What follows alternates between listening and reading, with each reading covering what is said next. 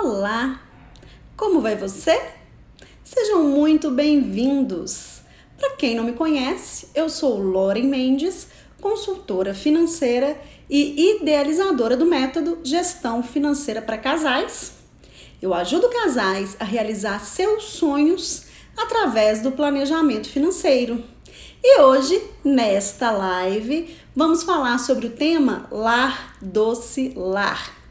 Quero deixar aqui duas perguntas com vocês. Qual a maior dificuldade você encontra quando pensa na casa própria? Coloca aqui para mim nos comentários quais são as dúvidas que você tem a respeito deste assunto. Aproveita, vai no aviãozinho, chama o maridão, a esposa, o amigo, a amiga, que vai ser interessante participar desse bate-papo aqui. Faça suas perguntas, seus questionamentos, que eu vou te responder ao vivo. Então vamos lá? Primeira coisa que eu quero falar para vocês é: não se compare. Não compare a sua situação com a situação de outra pessoa. Nem sempre a forma como que uma pessoa adquire seus bens, seus patrimônios, vai ser a forma ideal para você. Cada caso é um caso. E para isso que eu estou aqui, para te ajudar a entender o seu caso e o que é melhor para você. Essa semana eu fiz uma enquete no Instagram exatamente com essas duas perguntas que eu acabei de fazer para vocês aqui agora. Eu recebi diversas respostas, mas teve uma resposta que me chamou bastante a atenção, que eu recebi de algumas pessoas. E nessas respostas tinham a palavra medo. Medo de não dar certo, medo da prestação, medo de não dar conta. O que eu tenho para te dizer sobre isso? O medo, ele é importante. O medo, ele limita ali até onde a gente pode ir, né? Até onde a gente pode chegar. Só que o medo, ele pode te paralisar. E como que a gente vence o medo? Fazendo um bom planejamento, sabendo até onde a gente pode ir com segurança, até onde a gente pode ir com ousadia. Então, vença seu medo, faça um bom planejamento que você vai ver que o seu resultado ele vai ser assim, incrível. Mesmo com medo, com um bom planejamento, você vai alcançar. Então, eu vou ler aqui para vocês algumas das respostas que eu recebi aí nessa enquete que eu fiz no Instagram e vou comentar cada uma delas, tá? Uma das respostas que eu recebi foi da pergunta sobre a dificuldade. Quero trocar minha casa para uma maior. Financiamento tem juros mais altos que consórcio. Gente, é mito ou verdade que consórcio sempre vai ser mais vantajoso que financiamento? Me responde aqui, o que vocês acham? É mito ou verdade? A gente tem que ter muito cuidado quando a gente usa a palavra sempre, a palavra nunca, né? Então eu te falo que é mito que o consórcio sempre é mais vantajoso que o financiamento. Cada caso é um caso, cada situação é uma situação. Em muitos momentos o consórcio, ele é sim mais vantajoso, mas nem sempre ele é mais vantajoso que o financiamento. E eu vou falar aqui rapidamente para vocês como que funciona o consórcio e como funciona aí o financiamento imobiliário na taxa mais praticada do mercado, que é a tabela SAC, tá? O consórcio, você adquire uma carta de crédito, né, com uma empresa de consórcio, de preferência, tá? Empresas aí de renome, para ninguém ter problema, mas você adquire uma carta de consórcio. Quando você adquire essa carta, você adquire um valor, tá? Vamos fazer aqui simbolicamente um valor de R$100 mil. Você paga uma taxa de administração por todo o período que você adquiriu aquela carta. Então, se você paga um consórcio, você compra um consórcio aí de R$100 mil por 120 meses, por exemplo, que são 10 anos, você vai ali fazer uma continha para ver quanto que aquela taxa de administração vira aí ao mês, ao ano, para você poder fazer um comparativo em relação ao financiamento. Porém, um consórcio, você só consegue adquirir o imóvel se você for contemplado por sorteio ou por lance. Então, como é que funciona o lance? Você liga lá para a empresa de consórcio e fala assim: olha, eu quero dar tantos R$1.000 de lance. Existem as regras que você pode usar, inclusive o FGTS, mas essas são regras próprias do FGTS. Se alguém quiser perguntar, pode perguntar aqui que eu tiro a dúvida, tá? Então você deu o lance, a carta está contemplada, aí sim você pode iniciar o processo de aquisição do imóvel dentro do valor daquela carta ali, tá? No consórcio, o valor da carta ele é reajustado com o passar dos anos, porque ele acompanha a valorização do bem, tá? Então, você começa pagando uma parcela X e você tende, tá bom, pessoal? Você tende a pagar uma parcela maior do que a parcela inicial no futuro, ok? Como que funciona o financiamento imobiliário? O financiamento imobiliário, você vai procurar o banco da sua preferência. Normalmente se financia até 80% do valor do imóvel. Tem algumas operações que alguns bancos acabam fazendo aí em situações esporádicas, financiando um percentual maior, mas na regra é 80% do valor do imóvel. Você contrata uma taxa ao ano, tá?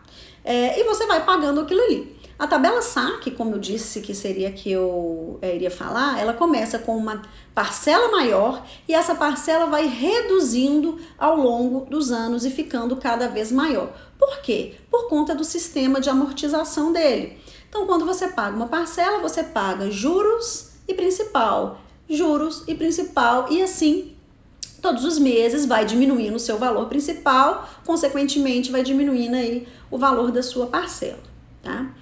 Para a gente comparar o que é mais interessante um do outro, a gente precisa saber qual é a taxa de administração que você está pagando no consórcio, qual é a taxa do financiamento imobiliário que você vai conseguir aí com o seu banco, tá? Os financiamentos imobiliários, neste atual cenário que nós estamos, com a taxa Selic, gente, que é a taxa balizadora do mercado, a 4,5%, que é a menor da história, elas estão muito interessantes. Hoje, inclusive, se você já tem um financiamento imobiliário feito aí há 2, 3 anos atrás, vale muitíssimo a pena você avaliar a possibilidade de portabilidade do seu contrato de financiamento imobiliário, tá? Daqui a pouquinho eu abro uma brecha para falar desse assunto aqui. Então, para finalizar essa questão do consórcio e do financiamento, dependendo do prazo que você contratar o financiamento, dependendo da taxa de juros que você contratar o financiamento e dependendo de qual é a taxa de administração do consórcio, pode ser que seja financeiramente mais interessante o financiamento imobiliário, ok? Se alguém tiver ficado com alguma dúvida aí, pode me perguntar aqui, tá bom? Eu vou agora para a próxima resposta que eu recebi.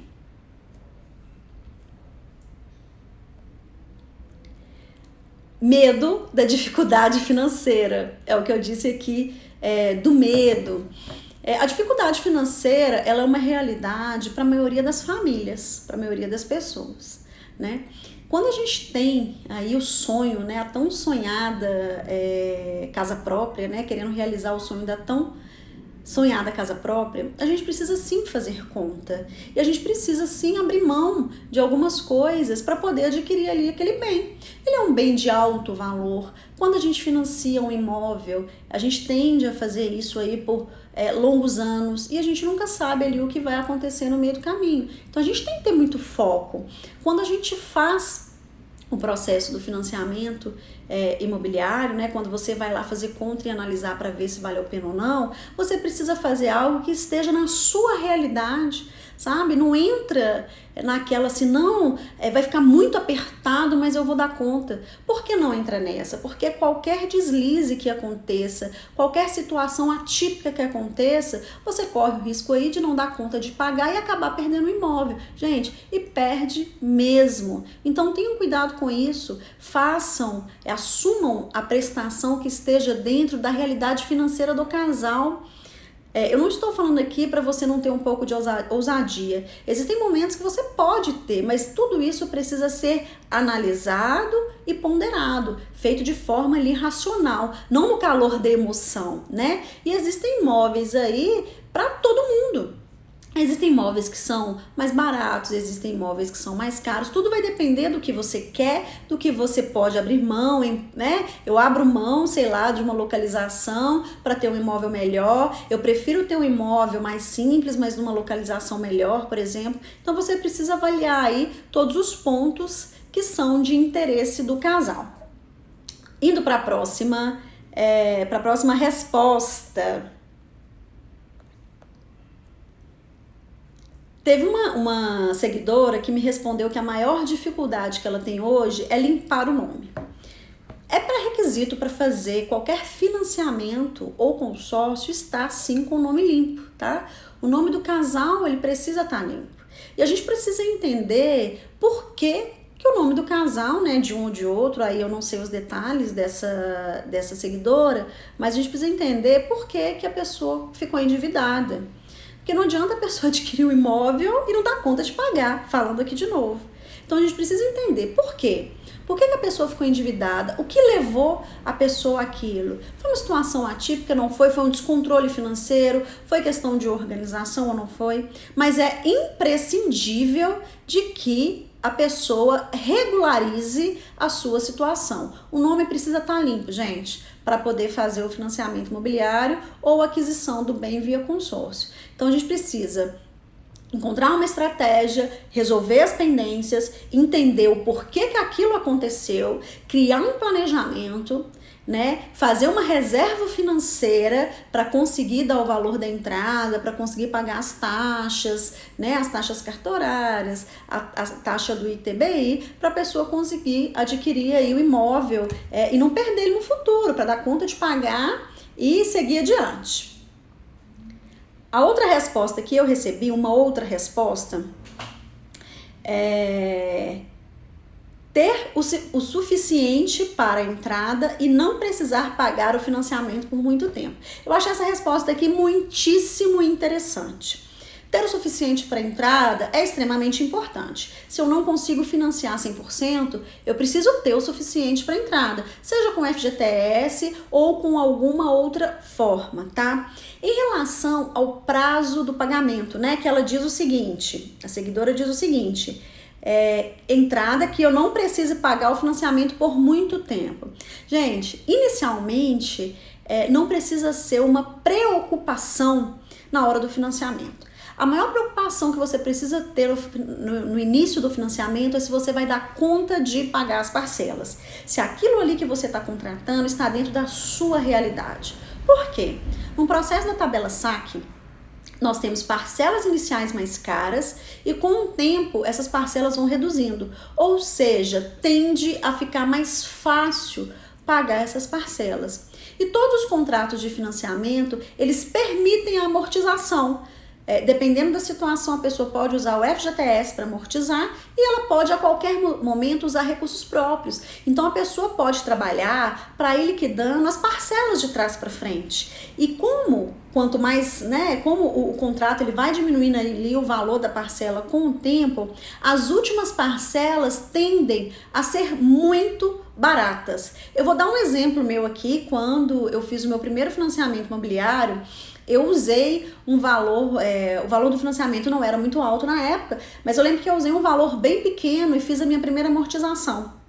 Fiz de trás para frente, eu liquidei quantidade de parcelas. Eu lembro que com um valor que não foi tão significativo, eu paguei 99 parcelas. Isso para mim foi assim, muito bom, porque eu diminuí um prazo gigante em relação aos anos e reduzi ali também as taxas que estão embutidas todos os meses na parcela. Todo mês você paga junto dos juros e do principal do contrato, você paga uma TAC e você paga os seguros, né? O seguro do imóvel e o seguro de vida. Então, quando eu quitei lá 99 parcelas, eu me lembro de ter feito uma conta e só dessas tarifas eu deixei de pagar um valor assim muito alto, em torno de R$5.000. Então é algo que, claro, a gente precisa pensar na condição do tempo, a pessoa não quer pagar por muitos anos, mas ela consegue reduzir aí significativamente o prazo se ela fizer um bom planejamento para isso. A Pamela tá me fazendo uma observação aqui. Lauren, lembrando também que fazer negociação com prejuízo nos bancos acaba ficando com score, eu acredito que é isso que ela quis dizer, e não conseguindo também. Verdade, Pamela. Então, vou voltar aqui um pouquinho à questão da seguidora que falou sobre o nome sujo. Existe uma nota que todo mundo tem no mercado financeiro chamada score, a gente chama de credit score. E essa nota, ela é fundamental para a aprovação ou não de um crédito em qualquer instituição, tá? Seja um crédito imobiliário, seja um financiamento de veículo ou empréstimo pessoal. Então, se eu quito alguma dívida em alguma instituição que eu devo, né, gerando um prejuízo para essa instituição, existe um grande risco de eu ter a minha nota rebaixada a tal ponto de eu não conseguir aprovar mais crédito nenhum. Então, isso é um fator importante, sim. Se eu estou pensando em liquidar as minhas dívidas para logo em seguida fazer um financiamento imobiliário, eu preciso estar atenta a isso, né? O ideal, na verdade, é que a gente não gere dívidas, né, gente? Mas essa não é a realidade de todo mundo passa por situações de dificuldade, então nem sempre isso é uma escolha, né? Então, eu acho que eu falei direitinho, né, Pamela? Era sobre isso que, se você puder dar o ok aqui, era sobre isso que você fez a observação, correto? Teve uma outra seguidora que falou aqui que a maior dificuldade é taxa de juros, documentação e impostos. Taxa de juros, Pamela deu um ok aqui, obrigada, Pamela. Taxa de juros, gente, vai fazer um financiamento imobiliário, vai adquirir um consórcio, pesquisa em todos os bancos, tá? Nem sempre existe um estigma aí que a Caixa Econômica é mais barato.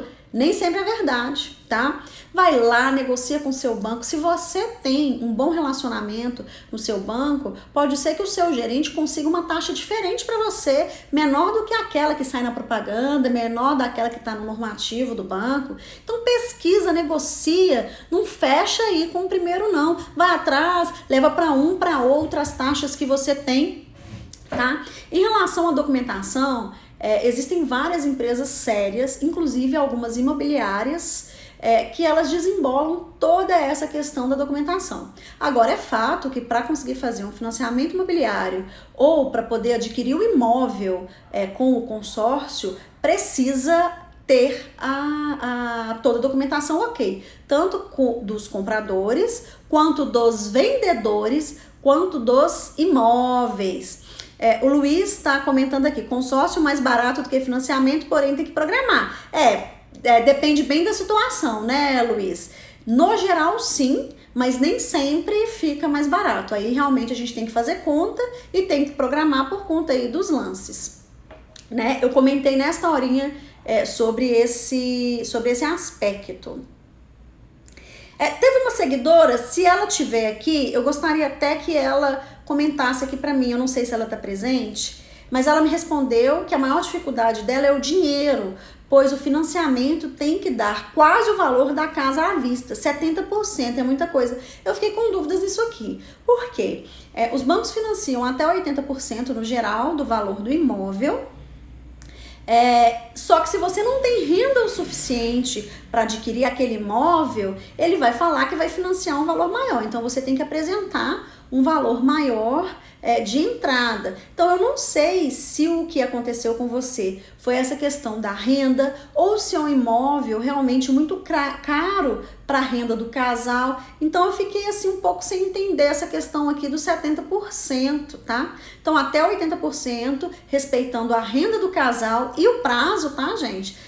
Existe também uma regra que a última parcela do financiamento ela tem que vencer até determinada idade do mais velho, no casal, né, dos dois, o mais velho.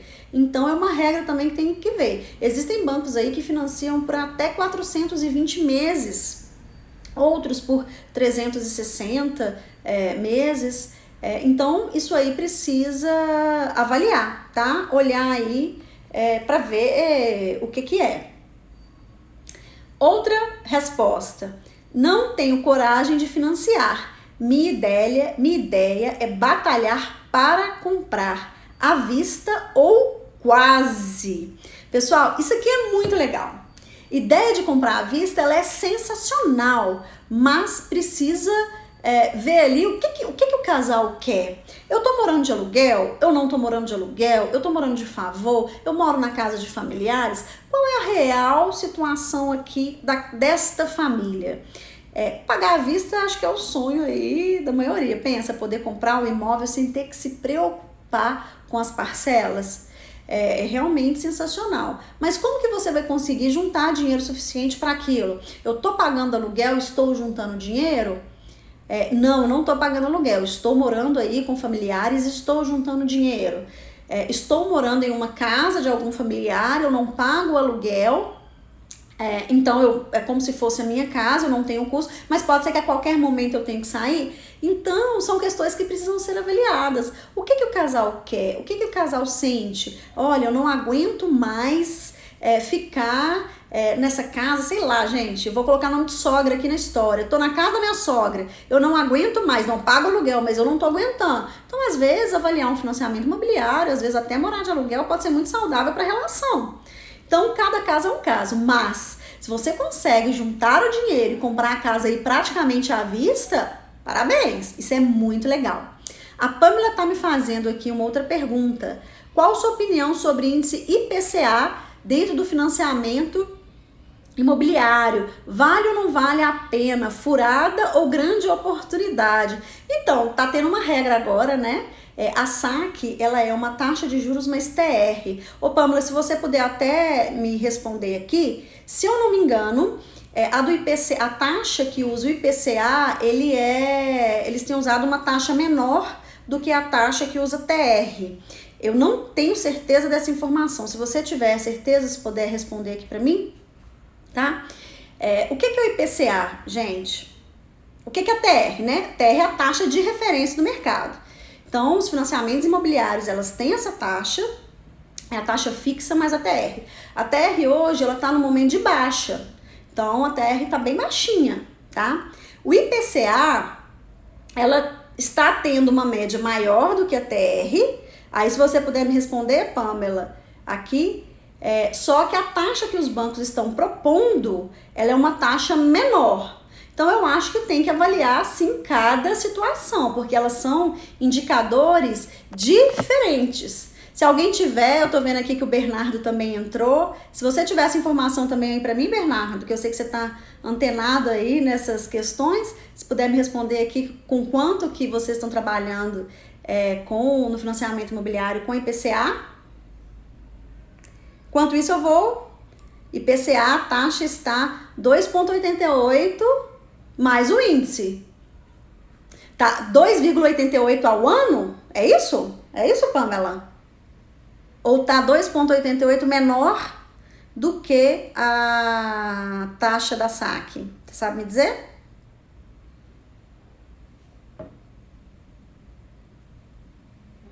Vou esperar que a Pamela me responder um pouquinho. Tá. Enquanto a Pamela me responde aqui, eu vou para uma próxima resposta, que foi bem curtinha, mas também eu achei muito interessante. A maior preocupação da pessoa é a prestação. Gente, eu vou comentar algo aqui que eu já vi muito e conversando com alguns corretores, eu vejo que eles também já viram muito, que é o quê? O profissional liberal, ele tem diversas formas de comprovar a renda ali para o banco quando o banco pede a renda para fazer o financiamento imobiliário. E eu já vi muita gente perder o imóvel porque não deu conta de pagar a parcela. E quando você vai ali pesquisando a fundo, você vê que a pessoa acabou inventando ali um monte de renda para que o crédito fosse aprovado. E a pessoa às vezes acha que vai dar conta e nem sempre dá conta. Gente, a gente precisa respeitar muito a prestação. Você precisa fazer uma prestação que seja adequada dentro do planejamento familiar e entender e saber que situações atípicas podem acontecer, né? Você não tem como você fazer uma prestação que sufoque demais o casal. Muitos casais entram aí no financiamento imobiliário e deixam de viver, param de sair, param de fazer o que gostam, param de fazer tudo e de repente se vem ali com um sufoco tão grande que aquilo atrapalha inclusive a relação. A gente vê aí muitos relacionamentos bem balançados porque o casal não tá dando conta de pagar, sabe? Então, quando você for assumir uma prestação de um financiamento imobiliário, assuma o que está dentro da sua realidade. Não faça nada exorbitante demais, sabe? Respeite ali o que é importante para o casal.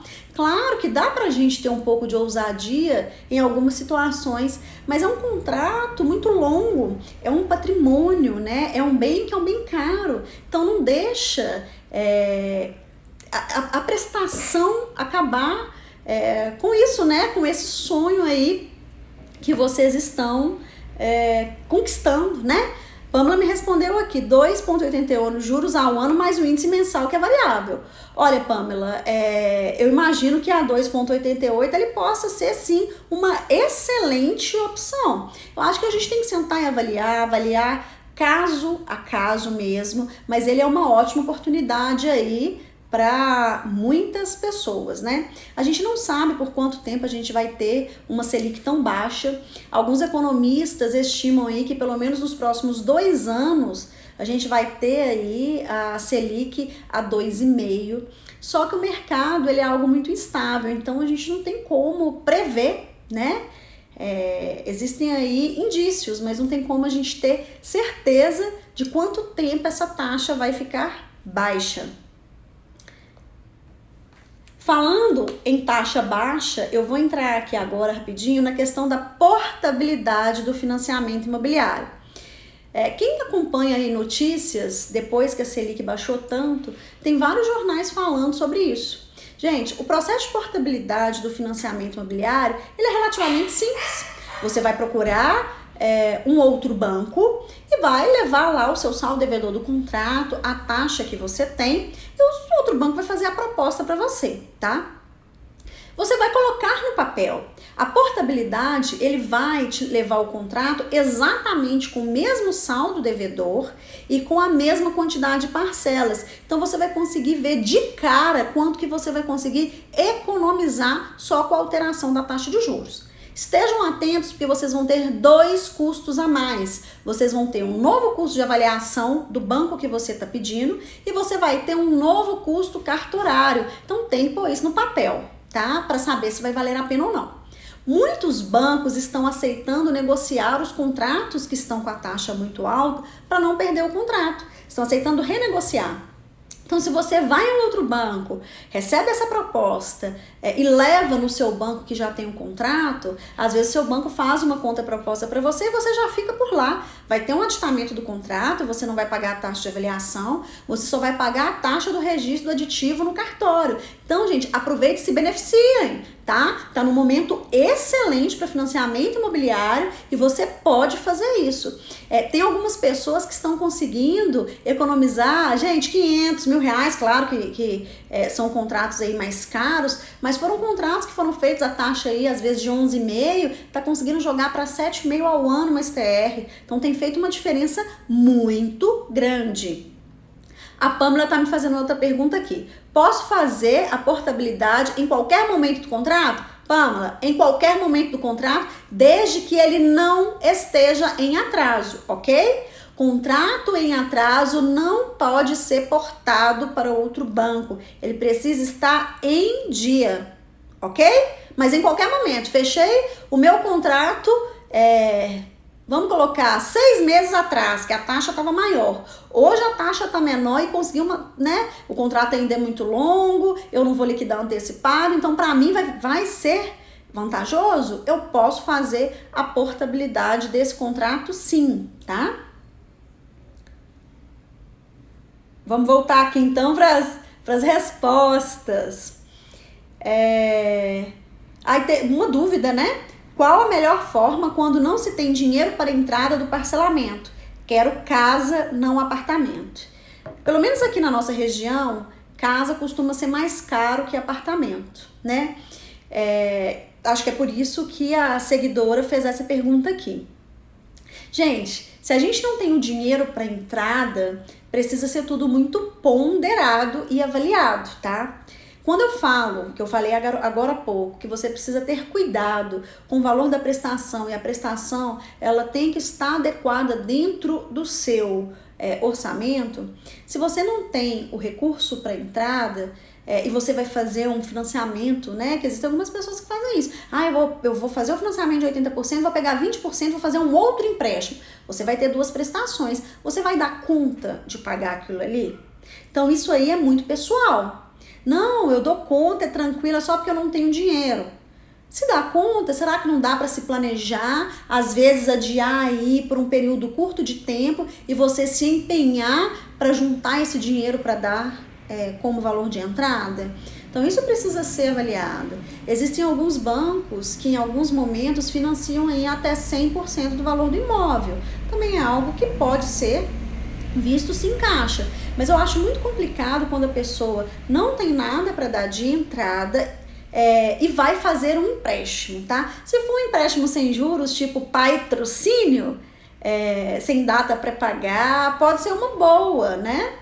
Pode até negociar ali uma antecipação de herança com o pai, né, com o familiar, mas precisa ter bastante atenção para não entrar numa furada e não dar conta de pagar e acabar aí se embolando com o tempo. Eu percebo, gente, que um dos maiores motivos de desentendimento entre os casais são relacionados a questões financeiras, tá? Enquanto tá tudo bem, às vezes tá tudo bem ali com aquele casal, né, financeiramente, mas quando começa a surgir problemas financeiros mesmo, de falta de dinheiro, de atraso de pagamento de contas, gera-se muito desentendimento. Então o ideal é que o casal se planeje para isso não acontecer, né? Claro que ninguém tá livre de passar por situações assim, mas quando a gente planeja, gente, planejamento é o segredo para tudo. Quando a gente põe no papel, a gente se sente inclusive mais preparado para passar por estes momentos. Vamos lá. Eu vou aqui para última, vou colocar uma última aqui, resposta, né, que eu recebi, que foi a questão da dificuldade financeira, só para fechar aqui esse tema. Pessoal, se você tem uma dificuldade financeira em adquirir um imóvel, a primeira coisa que a gente precisa fazer é saber por que eu tenho essa dificuldade financeira. Eu fiz um atendimento uma vez e eu descobri junto da cliente, tá, que ela gastava 70% da renda dela com futilidades. Ela levou um susto. O que são futilidades? São coisas desnecessárias, né, gente? Eu não tô falando que não é pra viver, mas era sair de sexta, sábado, domingo, era comprar roupa toda semana, era viajar todos os finais de semana para o lugar, e ela não conseguia ela não conseguia comprar casa, e a resposta dela era: nossa, a minha dificuldade financeira é muito grande porque eu não tenho dinheiro para comprar a minha casa. A gente sentou, a gente analisou, ela colocou ali o que seria ideal para ela. Não, então tá, então eu não vou sair mais sexta, sábado, domingo, mas eu quero sair pelo menos uma vez por semana, eu quero ir num lugar legal, eu não preciso comprar tantas roupas, mas eu gosto disso, eu gosto daquilo. A gente fez um desenho, gente, e ela comprou a casa dela. Ela juntou o dinheiro, ela deu a entrada e ela financiou.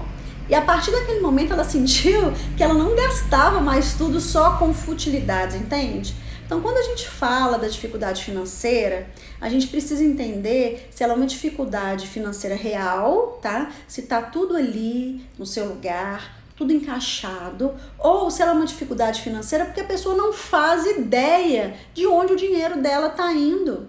Isso acontece muito. Para isso que a gente está aqui, para ajudar quem tem essas dificuldades a enxergar isso e a realizar os seus sonhos, né? Então, muita gente fala: nossa, eu não dou conta, nossa, eu não dou conta. Aí quando você começa a conversar, você percebe que a pessoa não sabe para onde o dinheiro vai.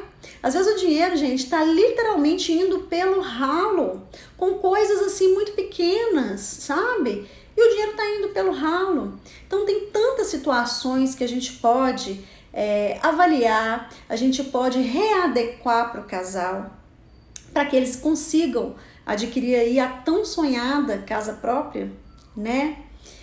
Então assim, gente, olha, era isso que eu queria falar com vocês. Eu tô aqui à disposição. Esse vídeo vai ficar gravado por 24 horas. Quem quiser fazer novos comentários, pode comentar, pode me mandar mensagem no WhatsApp, pode mandar mensagem no e-mail, no privado aqui, né, no direct do Instagram, que eu respondo vocês. Todos os meus links estão na bio do Instagram. Agradeço muito a participação de todos. Muita gratidão, tá bom? E na quarta-feira, às 9 horas, eu estarei aqui novamente com uma nova live, ok? Um beijo grande para vocês e até mais.